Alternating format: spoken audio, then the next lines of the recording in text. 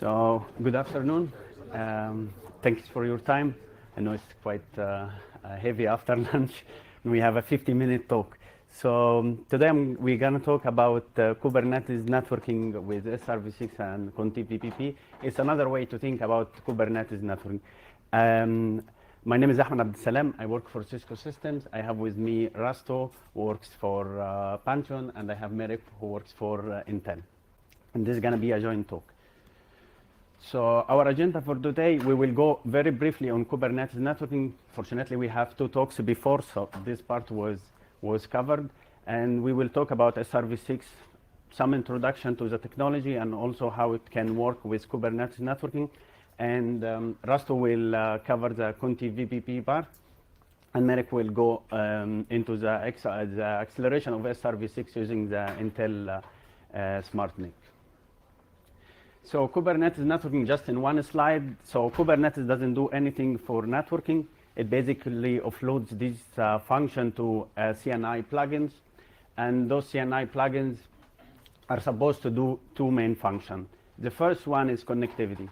So when you create a new Kubernetes pod, the job of the CNI plugin is basically to create some interface inside the pod, connect this interface to the network fabric, can be either vSwitch or whatever, and allocate an IP address to this pod. The second functionality is to make this pod reachable through the cluster. So CNI plugin needs to do just these two things, different technologies and different ways to do it. And for the IP addressing, basically all your Kubernetes pods need IP addresses. And unfortunately, we don't have enough IPv4 addresses anymore in Europe. This was a talk in RIB78 where they projected when they expect the IPv4 addresses to be exhausted. And actually, in Europe, it was supposed to finish by January 2020, but 3 months before, they announced they already assigned the last prefix. So we don't have any IPv4 anymore in Europe. Some service providers they do have, but RIB, who assigns the IPv4 address, they don't have anymore. So the solution for this is to use IPv6. So we are covering three main problem statements. Some people might not agree with the problem statement. Some people might not agree with our solution, but this is at least the problem statement and the solution from our point of view. And the second problem, when we use IPv6 for addressing, giving address to Kubernetes pods, we will need to implement all of the use cases of Kubernetes, like bot-to-bot communication, network policy, services, service chaining, ingress, and communication between clusters. And the question is that, do we need to do these use cases in IPv6 the same way we do it in IPv4, or should we think about them in a more IPv6 native way? And from our point of view, that SRv6, I will explain what is SRv6 later, can provide a solution for this problem statement. The third one is the I/O for the pods.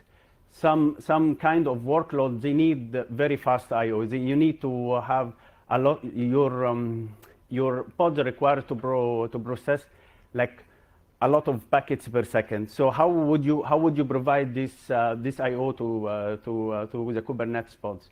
You have several options in the data plane. You can use the kernel forwarding. You can use something like eBPF with XCTP. You can use something like VPP with DPDK.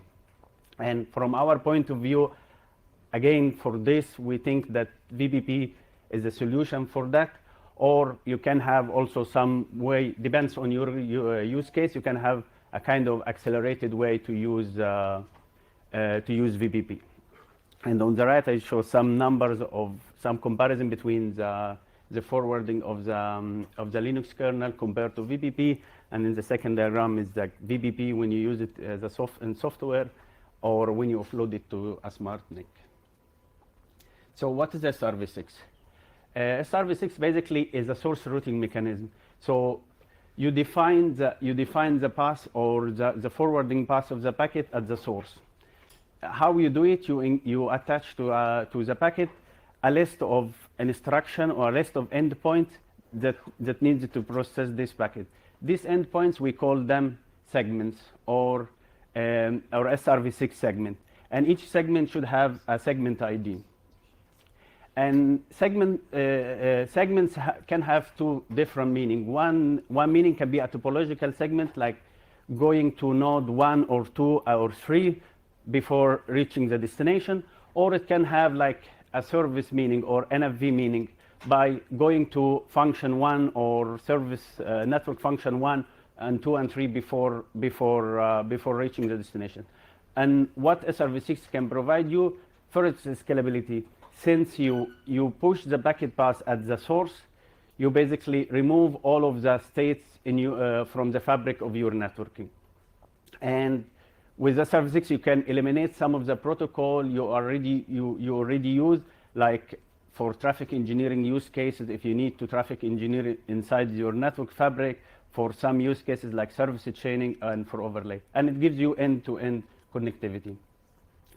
It has segment routing has two implementation, basically one for the MPLS data plane, and we will not go in this direction, which basically maps this segment identifier to MPLS label. The second one is for the IPv6 data plane, where each segment is mapped as an IPv6 address, and you add to the packet a routing extension header that carries a list of this IPv6 addresses. Before explaining how it works, this is for the ecosystem. So SRv6 has a very rich ecosystem. So when you decide to implement SRv6, you are not in your own. So you have support from network vendor, from network equipment manufacturer. You have support in SmartNIC. You have in merchant silicon. You have an open source, and you have some NFV as well.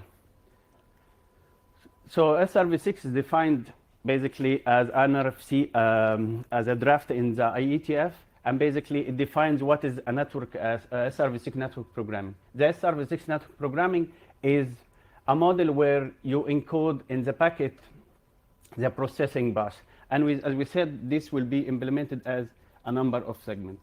Just to give more details, what is an SRv6 segment or a SID is basically an IPv6 address, which divided in two parts.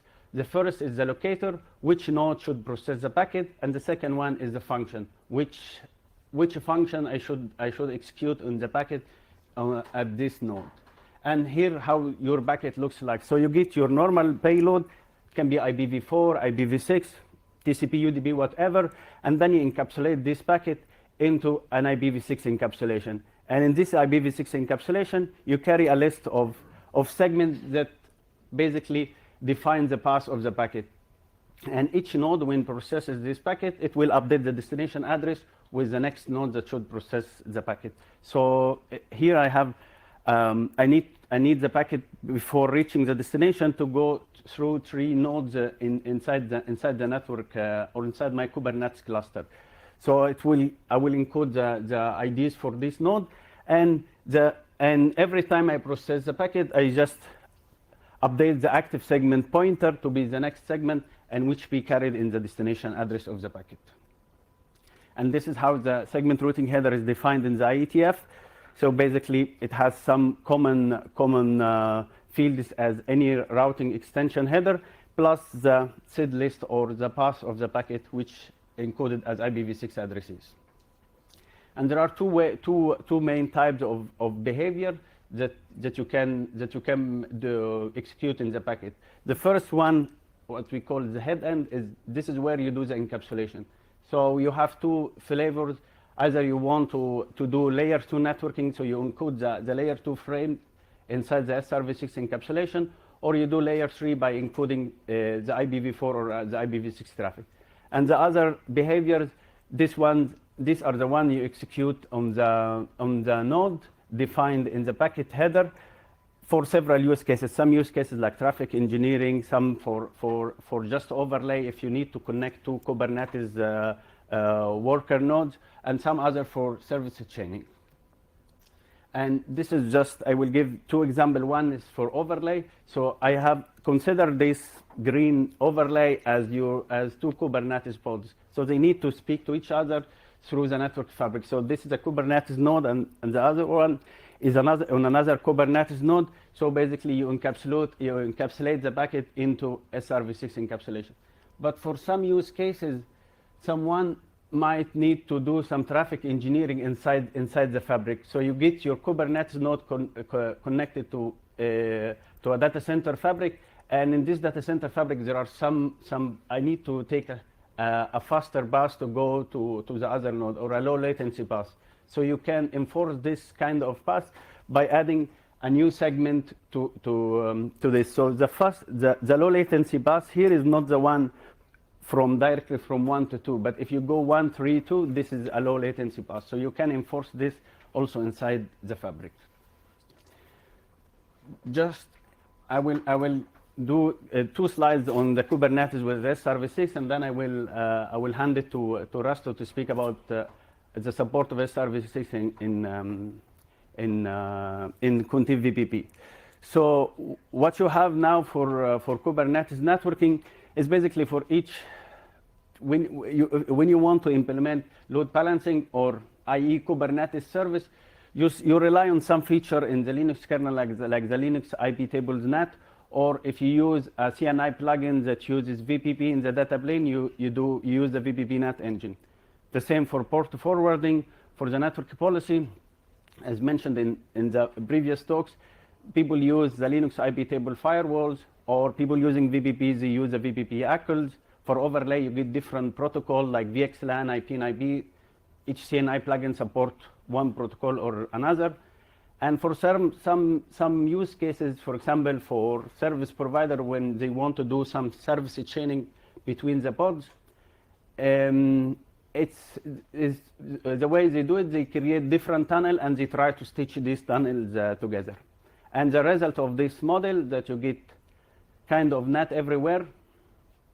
You get also a quite complex network policy model, which basically relies on the container IPs, and the containers in Kubernetes, or the pods, they come and go very fast. So every time you create a new pod, you need to update the IP table rules across all nodes.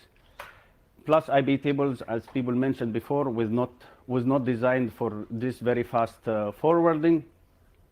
Service chaining is complex. I would say almost impossible to do currently. And for some use cases, like if you want to implement some inter-cluster communication, hybrid cloud, multi-cloud, or if you want to implement a kind of network-wide policy, I mean, myself, I don't know the solution. So if someone knows, can tell me. So how we think SRv6 can simplify this? The way we think about it is just one technology that you can use it to implement at least most of your use cases, because it has the instructions for that. So you want to implement an overlay, SRv6 provides you the instructions to the encapsulation and the decapsulation. If you want to implement a policy model that doesn't rely on the containers, the IPs, you can leverage some of the metadata in the encapsulation to implement the policy using labels. Some use cases like port forwarding,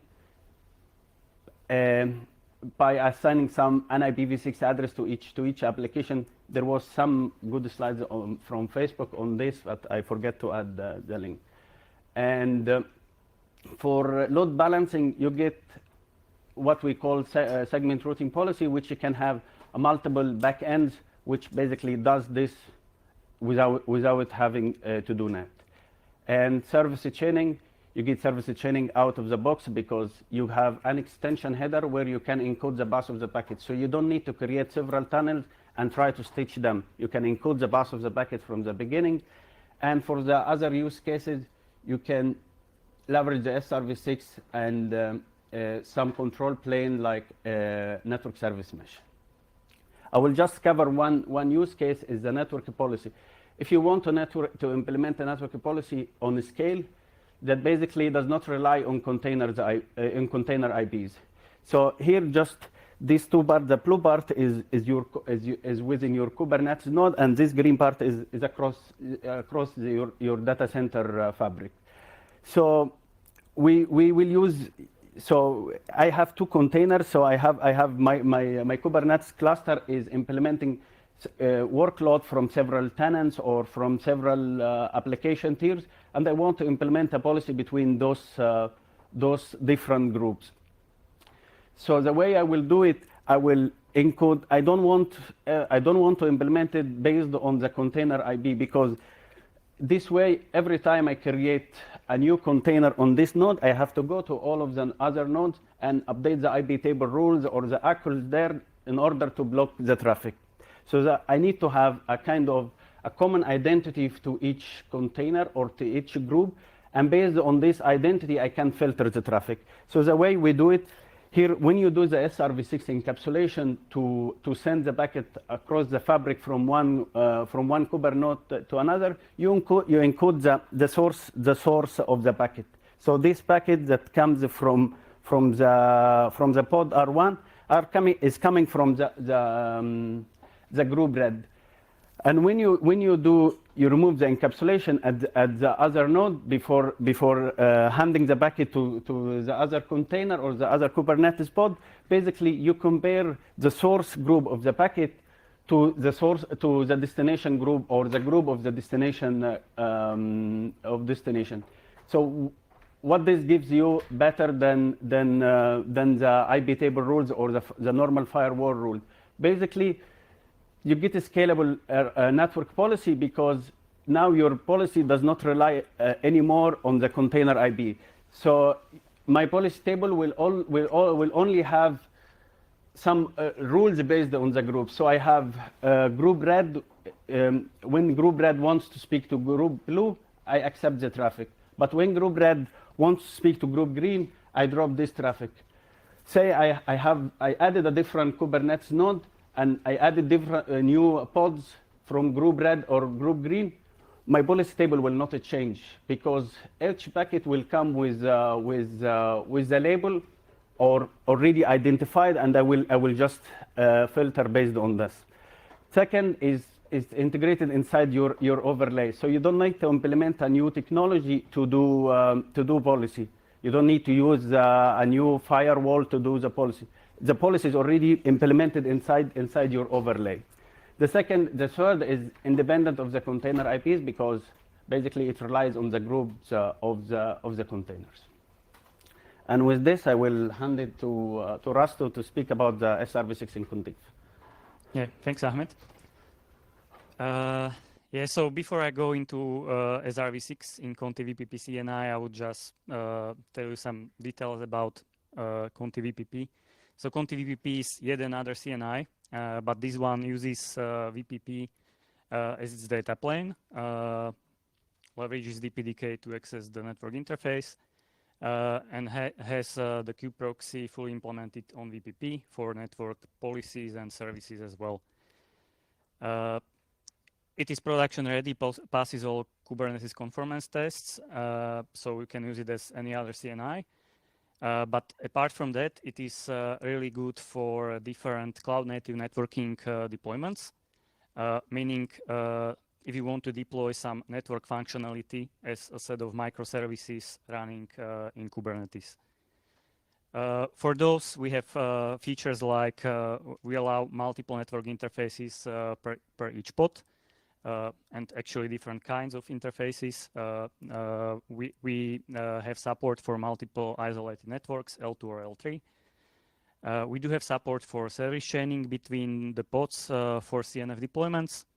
And of course, since we are here because of SRv6, we support IPv6 and have some SRv6 features implemented. Very briefly, the look at the data plane. So on each Kubernetes node, we run one vSwitch pod, which executes VPP. VPP uses DPDK to access the network interface, which interconnects with the node with other nodes in the cluster. And between VPP and the pods, we have the interfaces. By default, you would get tap interfaces from VPP into the network namespaces of the individual pods.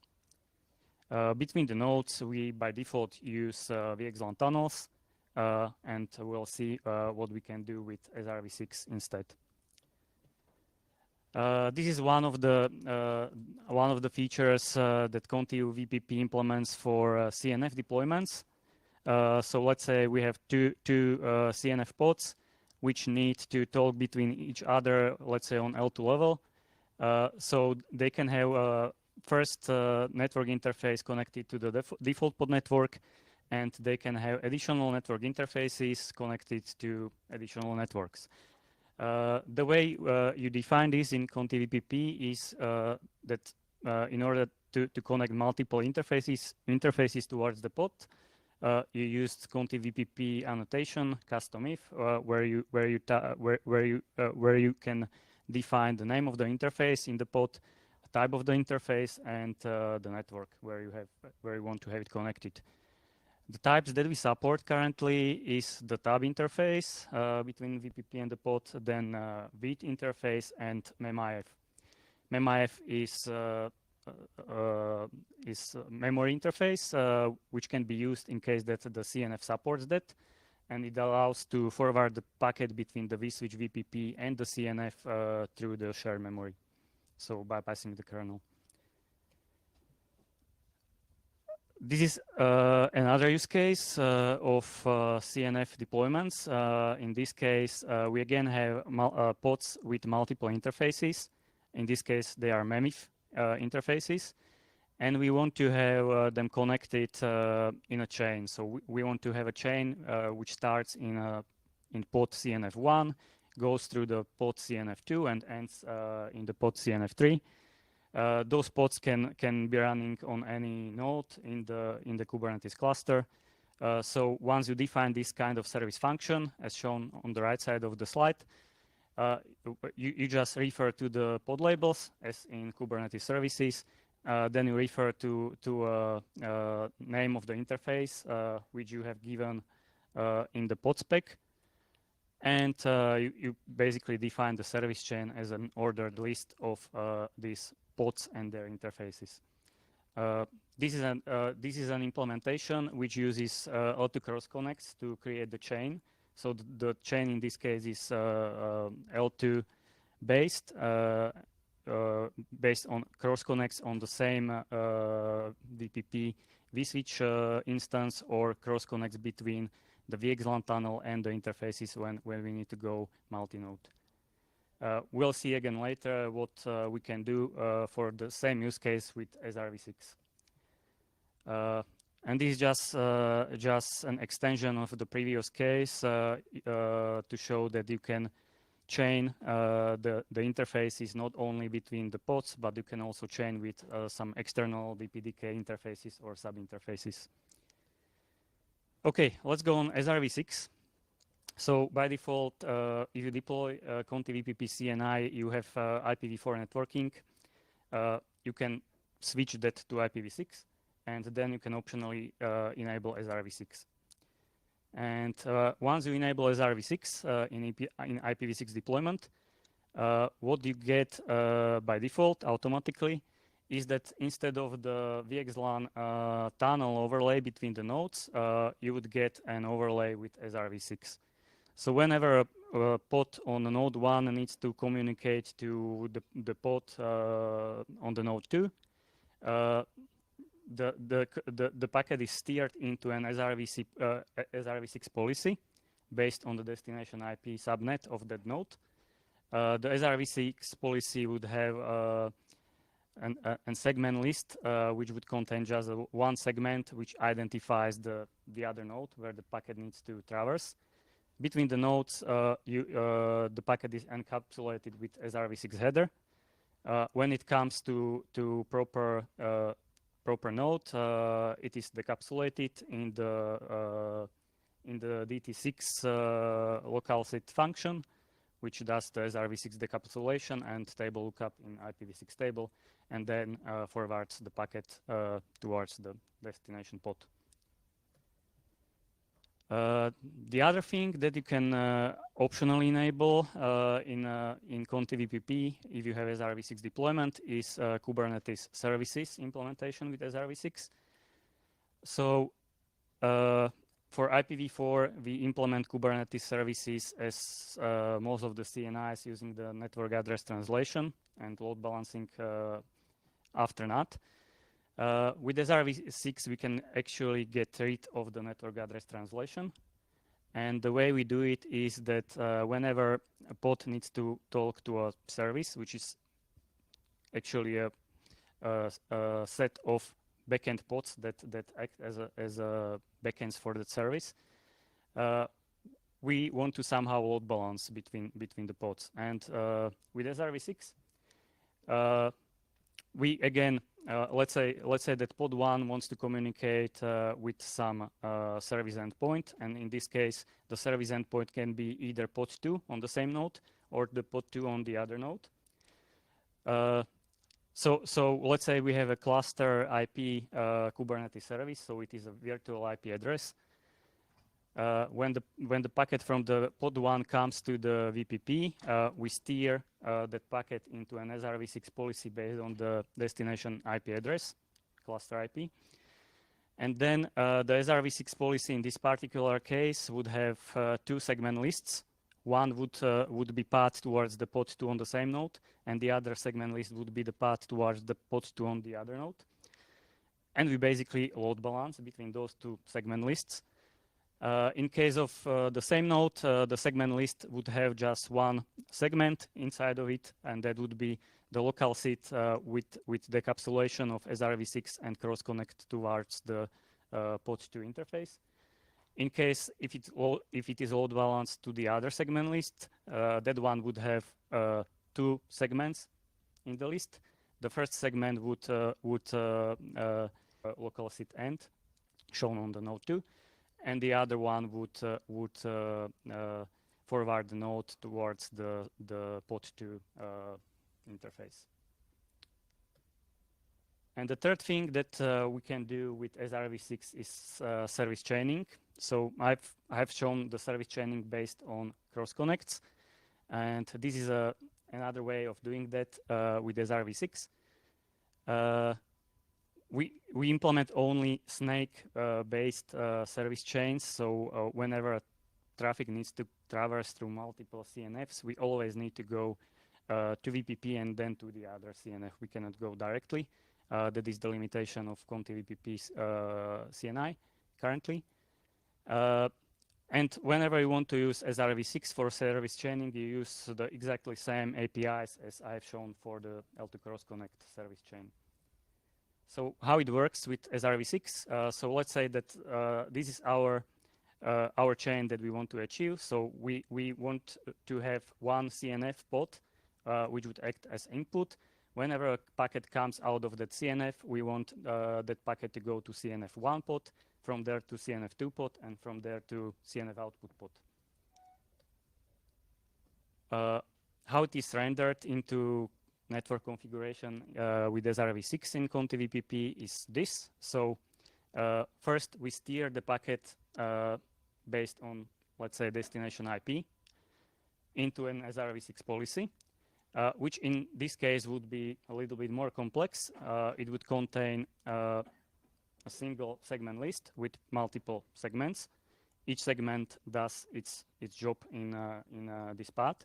So the first one is the local seat AD, which pretty much takes out an SRv6 header from the packet, forwards that to the CNF1 pod, and when the packet comes back from the CNF1, it puts the SRv6 header back to the packet, and then it goes to the next segment, which would let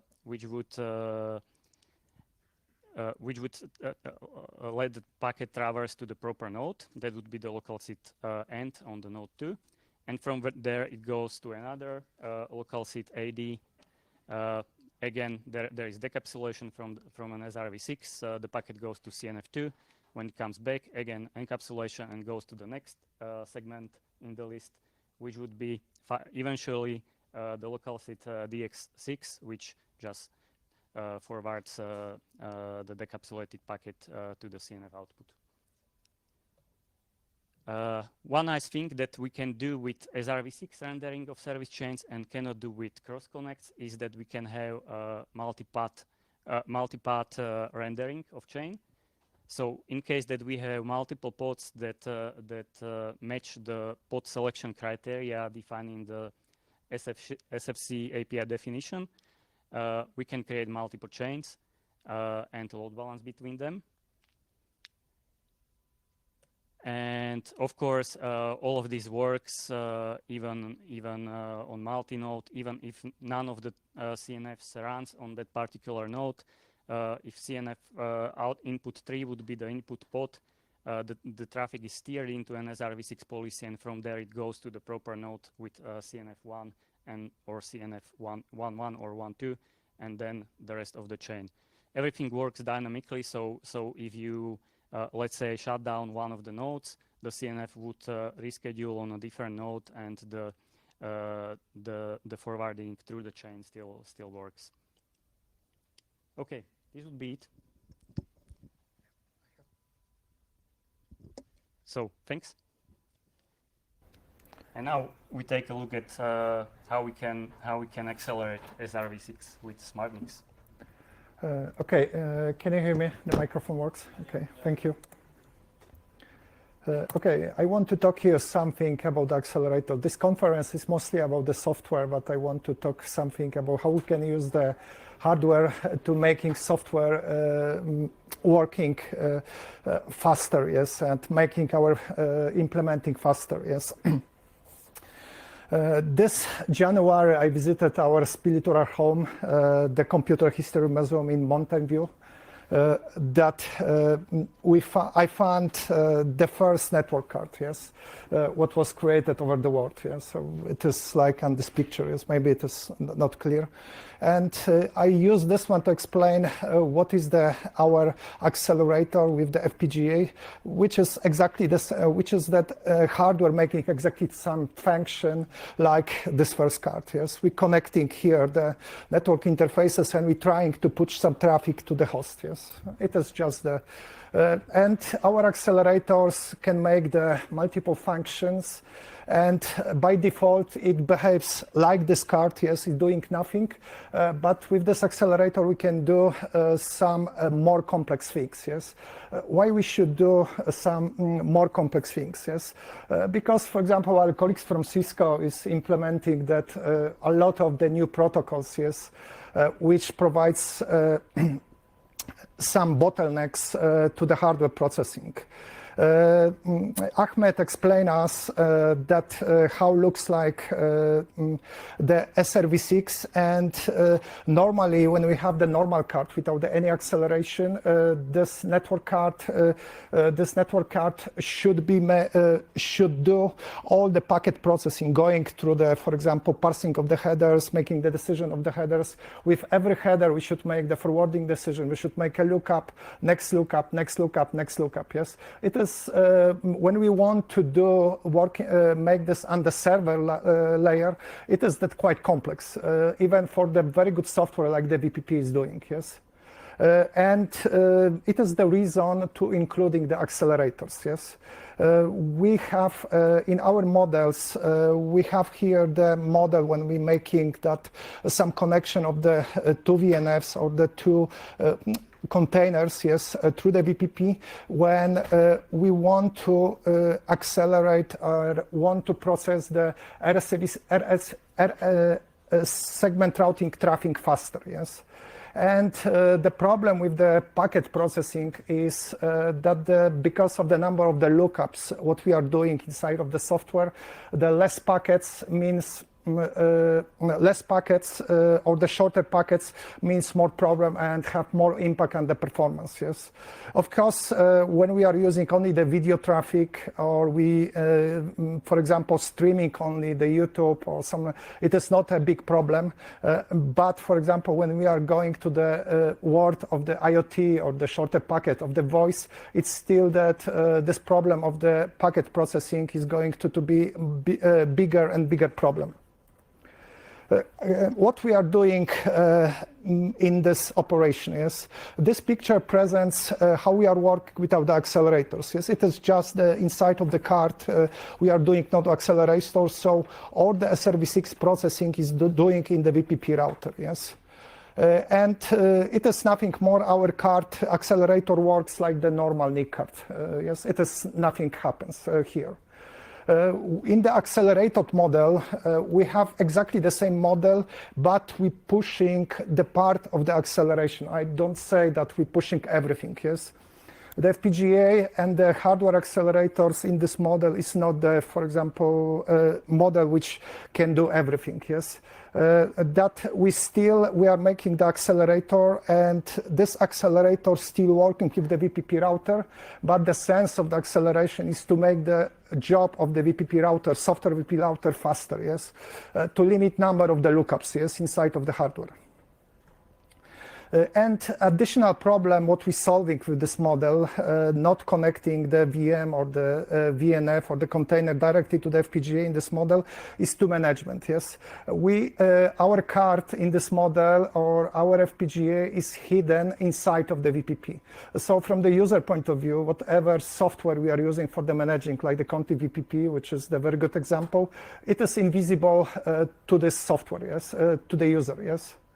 We accelerating the VPP or some function of the VPP, not the overall data path. Yes.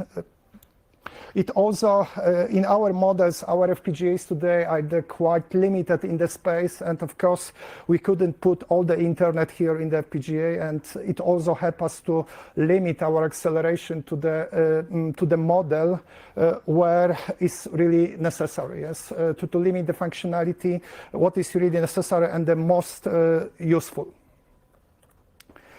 What we are achieving that way. Yes, here is some pictures which presents that what we can achieve. This line, which is that in the gray one, is the way how we are working, what we can achieve with the pure software. Yes, without the acceleration. Yes, we could see that the overall path of the overall performance we can achieve because the number of the lookups and the complexity of the processing includes the complexity in the packet processing. To make a processing efficient, we should use the many cores. Yes, you see that, for example, to achieving the 36 gigabytes for the 192 bytes packets, we need to use the 12 cores. Yes. Intel CPUs have for example, the 28 cores, and it is not very efficient way to work that to use the 12 cores from the 28 to make just the packet processing. Yes, and nothing more. Yes, it is just for the infrastructure. Yes, with our accelerator, we can achieve using the 4 cores 44 gigabits, or with the 6 cores 50 gigabits. Yes. And everything, all more cores, and we are freeing more cores to the users. Yes, so user can use efficiently to make our cores, CPU cores, to making the processing faster. Yes, so making it much more efficiently, having the same flexibility what is delivered with the SRv6 and the VPP. Here, this picture presents the more example what we are doing, and we can achieve, for example, saving 8 to 10 cores. Yes, by this one. Yes. Intel, unfortunately, do not provide this operation or this solution directly. We are working with our partner HCL, which is the company from India, who is our partner, who delivering and testing the solution for our end customer. What the Intel is really doing, Intel delivering the hardware. Yes, so we can do this operation SRv6 and many other examples. Yes, of the acceleration. Yes. Okay.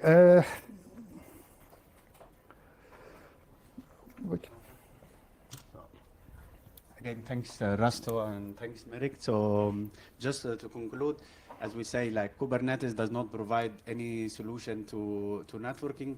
You need to pick your CNI plugins that you will use to do the networking, and CNI plugins, as we said, like they provide two main functions in Kubernetes, the connectivity and the reachability. And we need IPv6 to provide IPs for these containers or Kubernetes pods. And we believe that SRv6, by leveraging the IPv6 data plane, can handle various Kubernetes use cases in a more simple and scalable way. And we give in this talk 2 examples of SRv6 support, both in Contiv VPP to do as a CNI plugin, and also accelerating the SRv6 processing using the smart NICs in order to free let's say, more cores in your servers for application workload. And with this, thank you, and ready to for any questions. So how much does SRv6 add to the packet header? Because I saw some annotation. I know there was in earlier slides around 96 byte header. Is that accurate? No, actually, it was this one 192. This was the size of the packet. So if you speak about the SRv6 encapsulation, so basically it depends on the use case. So if I go back to the overlay, You actually need to repeat the question. Sorry, for the AV, you need to repeat the question. Okay. So the question was how much of overhead SRv6 add to the packet. How much bytes SRv6 needs as an overhead added to the packet. So for most of the use cases, when you want to do just overlay, basically it's just an IPv6 outer header. So it's the same as IP and IP encapsulation. So you add just IPv6.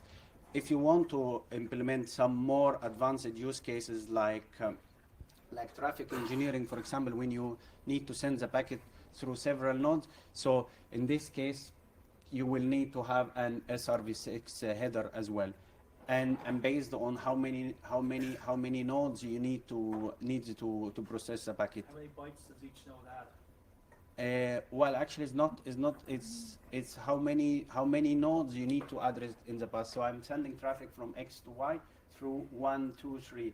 So you need to add a segment for each node. Okay, well, each segment, how many?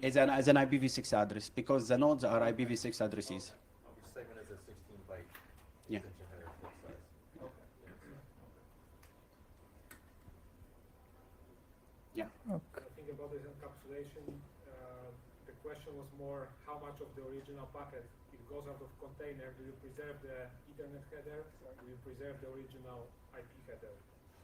Well, it also depends here in use case. So there are two ways to encapsulate the traffic. So if you need to implement some layer 2 services, you can encapsulate the whole layer 2 frame inside the packet. But if you need to do just layer 3 services or kind of layer 3 VPN, so basically you can encapsulate just the layer 3 traffic, either IPv4 or IPv6.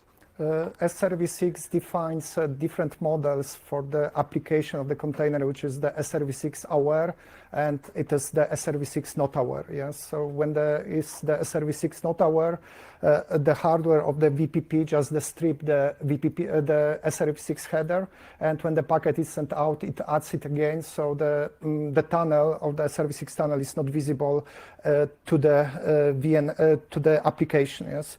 But for example, when the application is the SRv6 aware, it can receive all the packets with all the encapsulation. Yes. It is depending what the option here is added here. Yes, is used to configure it in the routing table. Yes, of the VPP. Yeah, for the last three operations. So basically, when you implement service chain, so you can have your network function or CNF or SRv6 aware, so they can process and skip this encapsulation and process the packet. Say you have a firewall that needs to apply some rules on the original packet. So either the firewall is aware of the encapsulation and can apply the rule directly, or it's unaware, and in this case you need to strip out the encapsulation, and this is where the Intel card can do it at a higher processing rate. Yeah. So in practice, if I have an application running inside a pod, but the application doesn't know about SRv6, then there